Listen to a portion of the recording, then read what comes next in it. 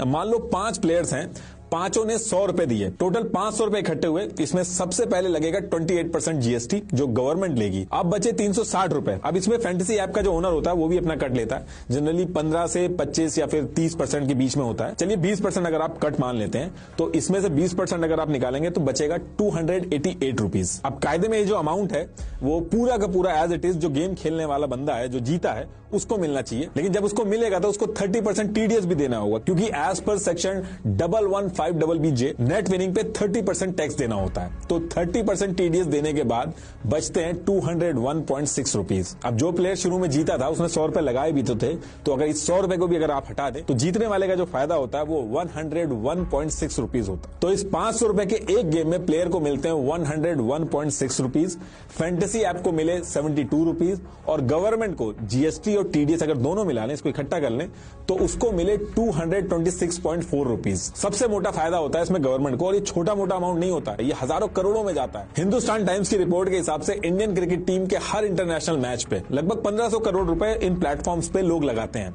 सिर्फ एक मैच पे। और डोमेस्टिक और इंटरनेशनल टूर्नामेंट के मैच को अगर मिला दें तो 10 लाख करोड़ से भी ज्यादा बड़ा नंबर है ये। फैंटेसी गेमिंग ऐप का 2022 का अगर रेवेन्यू की मैं बात करूं तो 6800 करोड़ है, और ये रेवेन्यू 2027 में 25,240 करोड़ का हो जाएगा। वैसे तो जब भी एक मैच होता है तो उसमें मल्टीपल रूम्स होते हैं, मल्टीपल गेम्स होते हैं, मल्टीपल इवेंट्स भी होते हैं, लेकिन अगर मैं एक मेगा इवेंट की बात करूं जिसमें जीतने वाला मेगा विनर बनता है तो इसमें रफली 1.5 करोड़ लोग पार्टिसिपेट करते हैं, जिसकी एंट्री फीस 49 रुपीज होती है, यानी कि 73.5 करोड़ रुपीज इकट्ठे होते हैं, जिसमें से 33.28 करोड़ गवर्नमेंट के पास जाते हैं। जो फैंटेसी ऐप वाले हैं उनके पास जाते हैं 10.58 करोड़, और ये सिर्फ एक मैच के एक छोटी सी एक्टिविटी का अमाउंट है। ऐसे ना जाने कितने रूम्स होते हैं।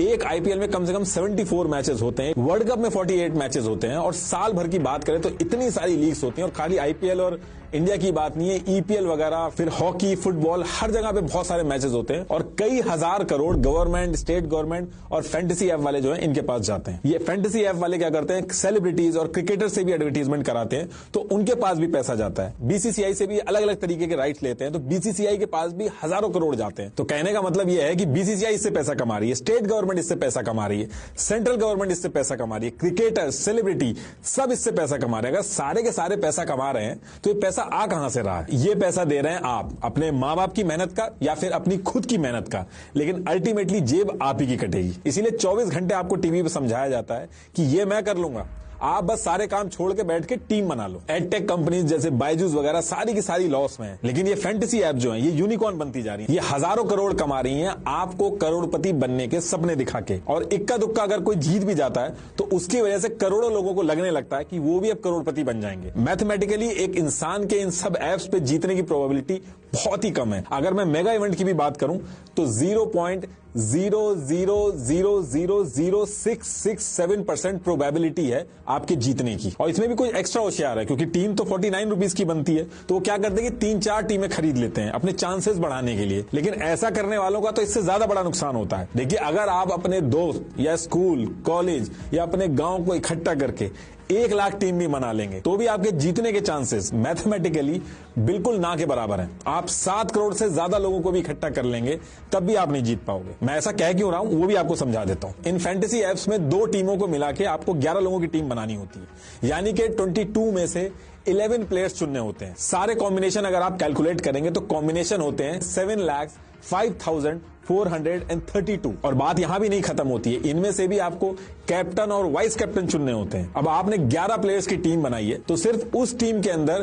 कैप्टन और वाइस कैप्टन बनने के 110 कॉम्बिनेशन बनते हैं, और इस कैप्टन और वाइस कैप्टन के 110 कॉम्बिनेशन को अगर आप मल्टीप्लाई करेंगे 7,05,432 से, तो 7,75,97,520 कॉम्बिनेशन आएंगे। 7 करोड़ टीम बनानी पड़ेगी, और बात तब भी नहीं बढ़ेगी क्योंकि इसमें अभी भी 1-2 फैक्टर कम है कि कैप्टन और वाइस कैप्टन को अगर रिप्लेस करें तो। देखिए, अगर ये कैलकुलेशन नहीं भी समझ में आई है तो बस मोटा मोटी इतना समझ लीजिए, जो सबसे जरूरी है कि एक छोटे मोटे देश के प्राइम मिनिस्टर बनने के चांसेस आपके ज्यादा हैं इन एप्स पे करोड़पति बनने के कंपैरेटिवली। जिसकी ऐप है, जो ओनर है, ऐसा नहीं कि वो भी अगर चाहे तो वो जीत ही जाएगा। इनफैक्ट विराट और धोनी खुद आगे इसमें अगर टीम बनाने लगे तो उनकी भी कोई श्योरिटी नहीं है कि वो जीत ही जाएंगे, क्योंकि इसमें किसी को भी नहीं पता कि जिस दिन एक्चुअल मैच होगा उस दिन कौन सा खिलाड़ी कैसा खेलेगा। इसमें यह भी बात होती है कि बॉट्स बना के इसमें जीता जा सकता है, सॉफ्टवेयर में चेंज किए जा सकते हैं। तो देखिए, अगर बॉट्स बना भी लेगा तो अल्टीमेटली प्राइज मनी जीतने के बाद एक रियल पर्सन के बैंक अकाउंट में ही तो पैसे आएंगे, टैक्स लगेगा, इतना हल्ला होगा जो जीतेगा, तो एक छोटी सी इन्वेस्टिगेशन से पकड़ा जाएगा। तो देखिए, जो एप्स हैं ये फेयर तो रहती हैं, लेकिन इसके पीछे जो जीतने की प्रोबेबिलिटी है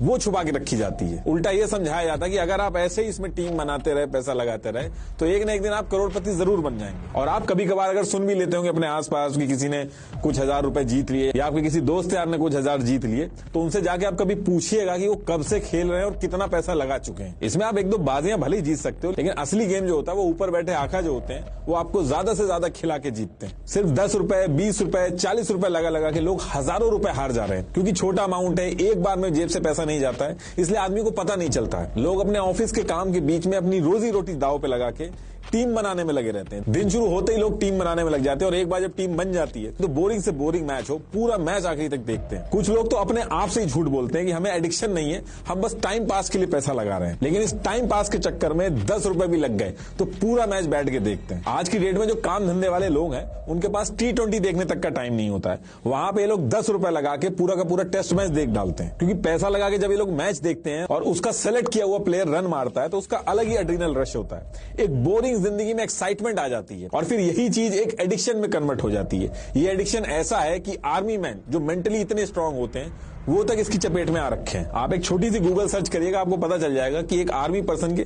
20-20 लाख रुपए तक जा चुके हैं। इसीलिए एडिक्शन जब एक हद से ज्यादा बढ़ता है तो ट्रीटमेंट की भी जरूरत पड़ती है। ये जो फैंटेसी एप्स हैं इनमें जीता हुआ जो आदमी होता है वो अपने आप को होशियार समझ के दोबारा पैसा लगाता है, और हारा हुआ जो आदमी है वो अपने पैसे को पूरा करने के लिए पैसा लगाता है, बार बार खेलता है। ये एक विशियस साइकिल है जो कभी खत्म नहीं होती।